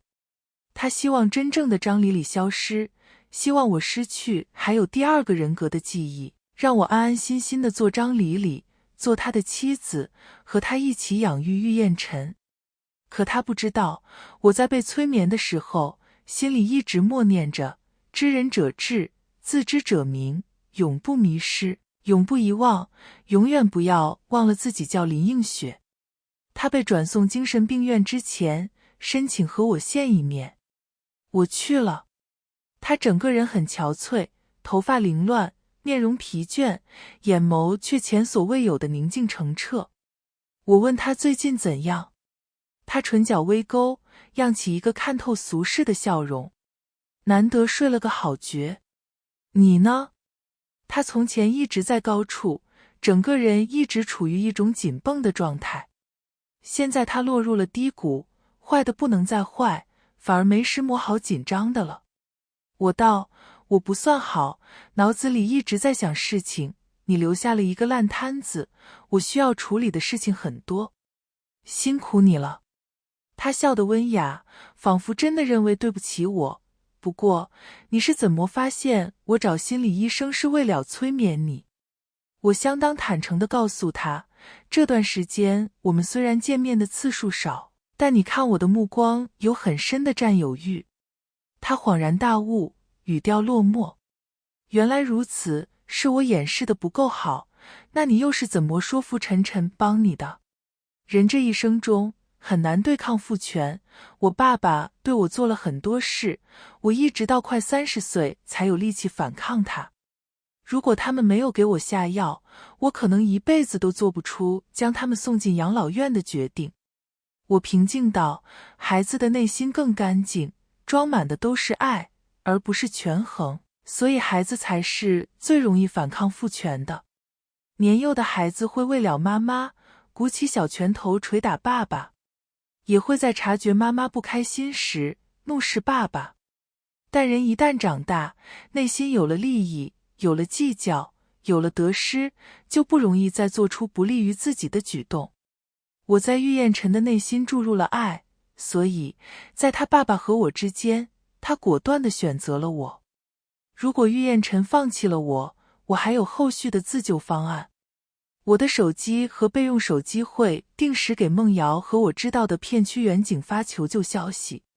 当然，给梦瑶的是要花钱的，我打算付100万，他一定会动心。万幸，晨晨没有让我失望，帮我省了钱。当然，玉勋还忽略了一点，他也没有忘记他的妈妈。宋一欢不是一个很合格的妈妈，她因为恋爱脑忽略了玉燕晨很多。但在玉燕晨的记忆中，她依旧是世上最爱她的人。她不会忘记她的生日，会给她礼物，送上祝福。在她生病的时候，会急着带她去医院，也会因为她反复生病，急得去庙里求一串佛珠。这些点点滴滴的爱，构成了玉燕晨心里妈妈的形象。她会忘记她妈妈是怎么死的吗？不会。他只是选择了不去恨玉勋，但不代表他会忘了爱妈妈。如果玉勋选择伤害我，仇恨也同样会在玉燕晨的身上复苏。玉勋澄澈的眼眸掀起波澜，他垂眸平复了一下情绪，轻声道：“你把晨晨教得很好，遇到你，他很幸运，但我永远莫那么幸运。”我沉默了。其实曾经也有一份真挚的爱摆在他面前，可惜他没有珍惜。但我却什么也没说。他的命运自己都把握不住，旁观的人又怎么能狂妄地觉得自己能对他人的命运指指点点？末了，玉勋说想把公司和玉燕晨托付给我。正好我今天过来，打算和他谈的也是这2件事情。我干脆告诉他，我经营不了公司，公司还是交给他经营，小杨会带着档，每天去精神病院给他汇报工作。毕竟关系到几万人的工作岗位，我不希望玉勋在精神病院养老，该干的活儿他一点儿也不能少干。他以前是精神病的时候就能将公司管好，现在只不过是换了个办公地点，他也一定能管好。玉勋挑眉，显然被我的想法震惊了。他咬牙：林映雪，你还真是物尽其用，我都已经进精神病院了。辛苦一点吧，你把儿子彻底甩给我，我也没埋怨你。你知道教育孩子不比管公司容易，我们各自做自己擅长的，都能轻松一些。靠！他骂了一句毫无威慑力的脏话。其实我对这件事情心态很好，因为小说中玉燕晨长大回家夺家产之前，玉勋一直都将公司经营得很不错，在这方面我还是决定相信他。毕竟交到我手里，才可能是真的砸了所有人的饭碗。第2件事情是我和他的离婚协议书。我和他离婚，他补偿我1000万。玉勋沉默了。非要离婚吗？我无奈地叹了一口气。你该高兴，现在面对的是我，如果张理理回来，你离婚不会这么轻松。你进去了，我也不知道什么时候突然就消失，现在离婚是防止以后晨晨处境艰难，我想你应该明白。玉勋不说话，只是似笑非笑地看着我。我心中机灵了一下，忽然反应过来，我的想法还是太光明了。玉勋接触的黑暗比我多得多得多，他完全有手段让张理理物理消失，反正他是精神病。玉勋的眉眼忽然软弱下来，他垂下眼皮，遮住眸中疯狂燃烧的欲望，声音暗哑，饱含痛苦。映雪，不要怕我，我没有那么不堪，有底线的人才会痛苦，如果我真的没底线，我也不会在这里。我长叹一口气，签字吧，1000万的补偿金是给张理理的。我占了他的身子，应该为他争取一些利益，至少目前他还只是爱钱，还没有做什么恶事。再说，我也爱钱。玉勋改了数字，1亿1000万，你1个亿，他1000万，但有条件，不要告诉晨晨我们离婚的事，还有帮我带好晨晨。我松了一口气，这本来就是我要做的。我拿着重新列印签好字的协议，提了最后一个要求，能不能给我在公司安排一个职位？我想多学一点东西。不管我将来能不能回去，接触到更高一层圈层的机会格外难得。我不希望自己的时光都是围着孩子打转，我需要接触一些外面的环境，分散注意力，获得成就感，提升自己。这样我对玉燕晨的期待会少一些，对我和他都好。玉勋同意了，他让我做小杨的助理，因为小杨是能接触到公司所有层面的人，了解的都是最核心的关键资讯。他真的为我认真考虑了，我很感谢他。我和他道别，开门的瞬间，身后传来玉勋低沉暗哑的声音：帮我跟晨晨说对不起，麻烦你好好教他，让他不要像我。我答应了一声，轻轻合上门。走出门外，我背靠着墙，缓缓蹲了下去，心情很是复杂。事情很顺利，但我却很不得劲。因为太顺利了，让我意识到玉勋本性不坏。他只是恰好太倒霉，亲情一路坎坷，爱情步步荆棘，连子女缘都磕磕绊绊，好不容易遇到我，却送他进了精神病院。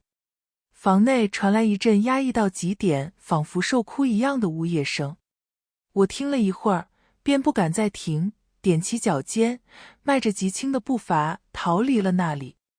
每一个人的人生都不能溯源，因为可恨之人必有可怜之处。可每一个人的人生又都该溯源，因为这样可以预防悲剧再次发生。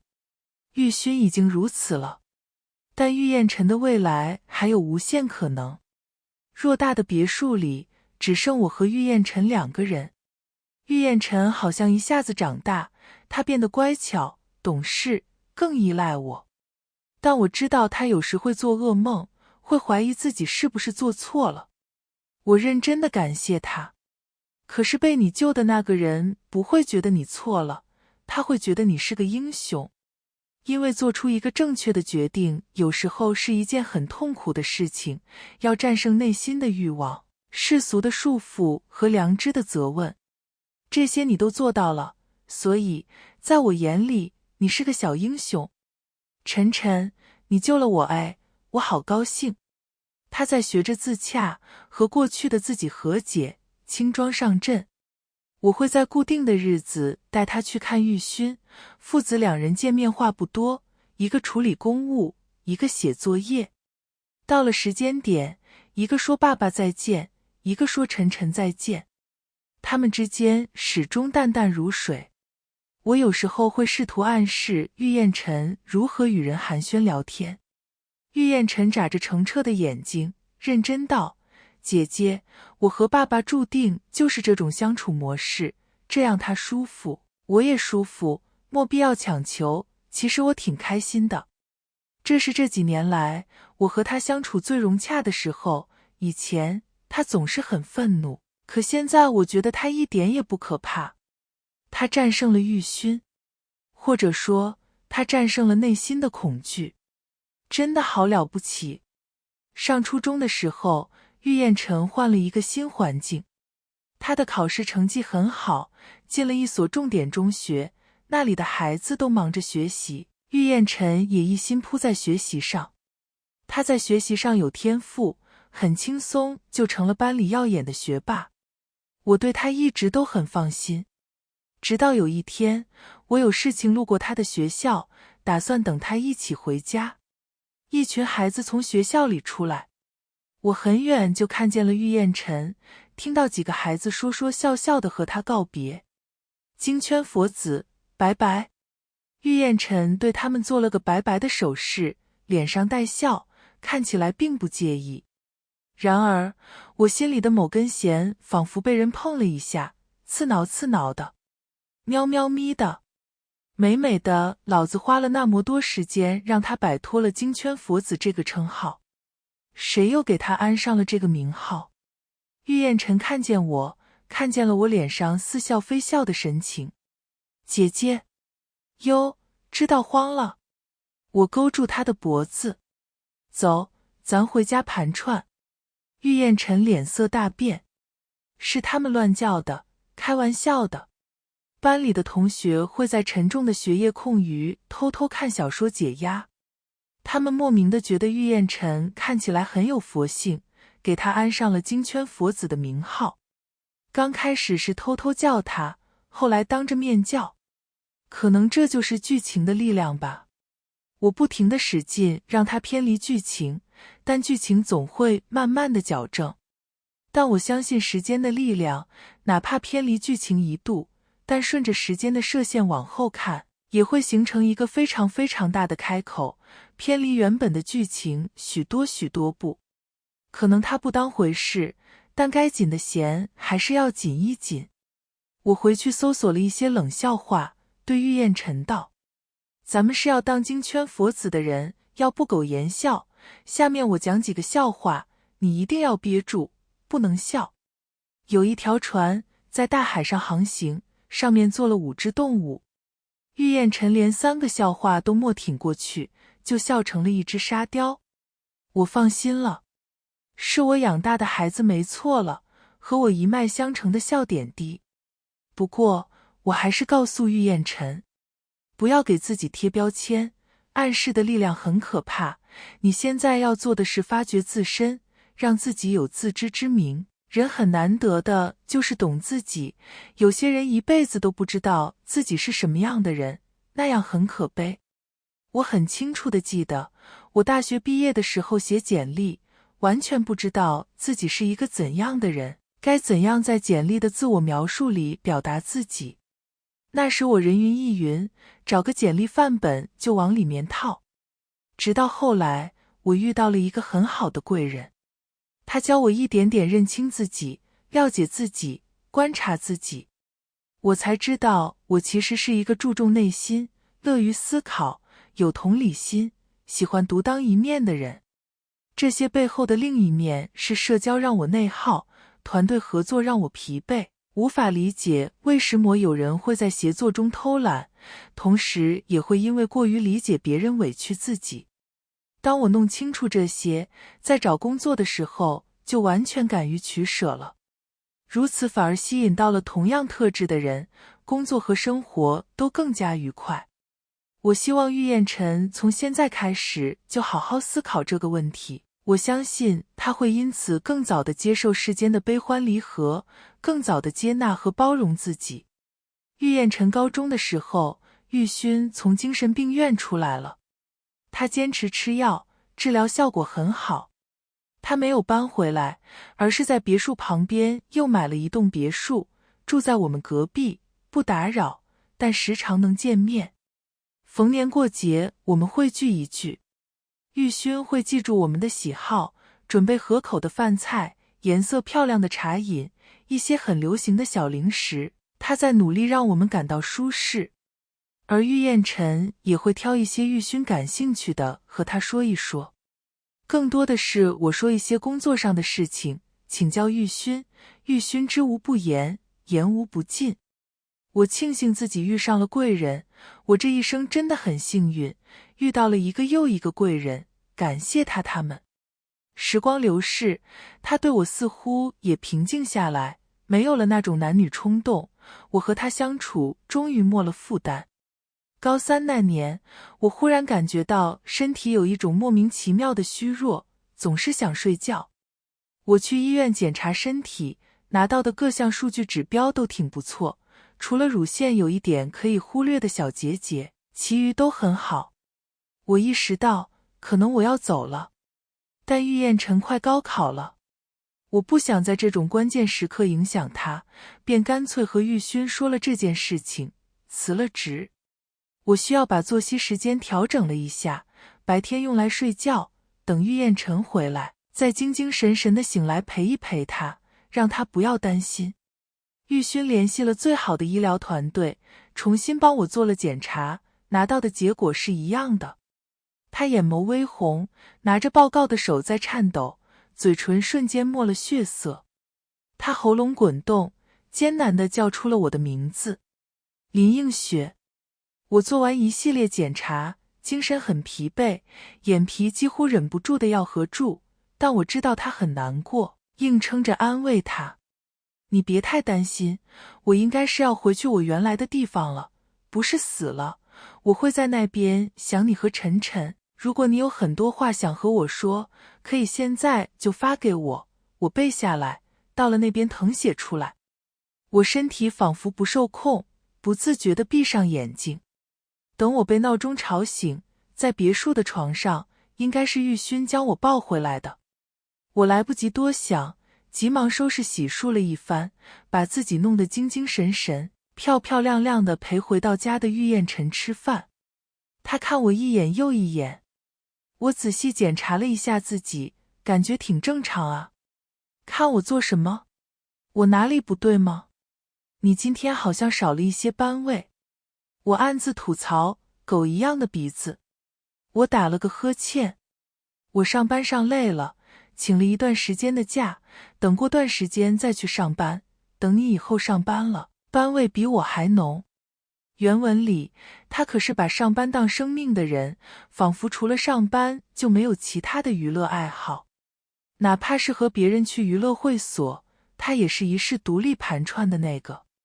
万幸，他现在正常得很。会有想看的球赛，想看的电影、喜欢的漫画、珍藏的手办、喜爱的明星，也会吐槽国家大事，又为收到情书该如何礼貌回绝不伤害别人而苦恼。他也会申请某天出去和朋友玩，也懂得和我报备。他真得长成了不错的小孩，想来不会再是只知道上班挣钱砸钱的霸总。玉燕晨忙着高考，而我忙着背诗。玉勋每天都会给我发一首诗，让我背下来。那些诗很美，他列印成册子，盯着我背。你肯定记不住我说的话，但我们可以读同一首诗。我知道别离很难过，所以莫反驳他，认认真真的背。然而我边背边忘，我的脑子它现在好像不是我的脑子了。记得最牢固的只有一首女性诗人萨福的《暮色》。晚星啊，你带回了被黎明驱散的一切，你带回了绵羊，带回了山羊，带回了孩子到母亲身旁。可能是因为我承担了玉燕晨母亲的角色，也可能是因为我作为孩子也要回我妈妈的身边了。在读这首诗的时候，我只感觉到内心一片宁静，仿佛被晚星带走了所有的烦恼。玉燕晨高考结束后，我们3个一起出去狂欢。那一天的道路很堵，但笑容仿佛焊在了我们脸上，到处都是带着孩子出去浪的父母，更多的是成群结队出去玩的孩子。玉燕晨的同学也在叫他。玉燕晨刚开始拒绝了，后来他不停地看手机，我推他赶紧去。高3毕业只有这一次机会，之后不会再这样团聚了。不要因为我们2个委屈自己，你有大把的时间和我们在一起，但和同学在一起的机会可真的不多了。今天肯定有很多人想见你，快去吧，别留遗憾。姐姐，玉燕晨很犹豫。去吧，我希望你去。我鼓励他。玉燕晨点点头。我和玉勋送他到了地方，一个女孩跑出来接他，看见我们，又羞怯地停了脚步。她看着玉燕晨的眼睛在闪闪发光。玉燕晨不好意思地和我们摆了摆手，就和女孩快速并肩走了进去。年轻的身影挺拔而矫健，看起来真好啊。我问玉勋那个女孩的名字，我知道玉勋这些年一直默默关注着玉燕晨，对他的同学比我还熟悉。果然，玉勋道：宋雨佳。我有点遗憾，不是女主的名字。可能我等不到玉燕晨遇到女主了。这一次，我把玉燕晨教导成了一个好男孩。如果他们没有遇到也就算了，如果他们遇到了，我希望他们能有一个好的结局，走过安稳美满、互相扶持且坦诚的一生。我和玉勋第一次逛到很晚，我倒在了他的臂弯里睡住了。在彻底睡过去前，我感觉他俯下身很轻很轻地触碰了我的唇，又似乎怕被我发现，极快速地离开。我心里刚升起计较的念头，就陷入了黑暗。醒来后，我想，算了，我不能要求他一直当君子，因为偶尔我也想做个小人。人嘛，难得糊涂。玉燕晨18岁生日那一天，我彻底晕了过去。我听到了玉燕晨的哭喊，玉勋的慌乱地叫我名字，有人在叫救护车，还有人拿来了毛巾冰袋。我感觉到自己的身体轻如鸿毛，慢慢抽离了这个身体。我看到我的身体醒来，睁开了迷蒙的眼眸，也看到玉勋和玉燕晨仿佛被按下了静止按钮，待在那里无法动弹。熟悉的人，看一眼就知道现在这具身体里的人不是我。玉勋失望地退开几步，跌坐在沙发上，仿佛失了魂魄。玉燕晨握住张黎黎的手，她忍住难过，平和道：阿姨，别怕，你现在可能一时半会儿还反应不过来，你先休息一会儿，我就在外面守着，你有需要叫我。你要先喝杯热水吗？张黎黎点点头。玉燕晨递给他水杯，他喝了热水，缓和了一下。我都看到了，我会自己离开。好，你先休息好，休息好后，你想离开的话，可以随时离开。玉燕晨安慰他。我放下心来。真好。这些年，我教给玉燕晨最重要的东西，除了爱自己，便是尊重女性，尊重男女差异，平等沟通，并且不要狂妄自大，随便下定论。他做得很好。他也很早就明白，我不是张李李，我总有一天要离开。刚开始他很难过，但时间久了，他慢慢的就适应了。后来，我以为他忘了这件事情，但从他说我少了班位的那天，我就知道他心里早有预料。他比我们想象的都坚强得多。看到他能控制住情绪，先安抚张李李，我就彻底放心了。他已经长成一棵树，可以为别人遮风避雨了。我陷入黑暗，彻底离开了这里。灵魂在飘，思绪在飞扬，爱在时光里永远流淌。张李李离开玉家那天，心里很是怅然。她千辛万苦嫁入豪门，结果昏睡过去，什么都没享受上，又懵懵懂懂地离开。但她很庆幸，她是昏睡过去的。蓦人知道，她在睡着的时候做了一个噩梦，梦里她无比歹毒地对待玉燕晨，然后也得到了一个无比歹毒的结局。她偶尔醒来，看到那个叫做林映雪的女孩的所作所为，对比了自己的做法，时时刻刻都有一种被震撼、恍然大悟的感觉。她很清晰地明白了一件事情。林映雪的到来不仅帮助了玉勋、玉燕晨，也间接地挽救了他，所以他不怨恨他。更何况林映雪将这具身体保养得很好，如果按照他原先的作息，可能他年纪轻轻就会落一身毛病。他离开玉家那天，什么都没带。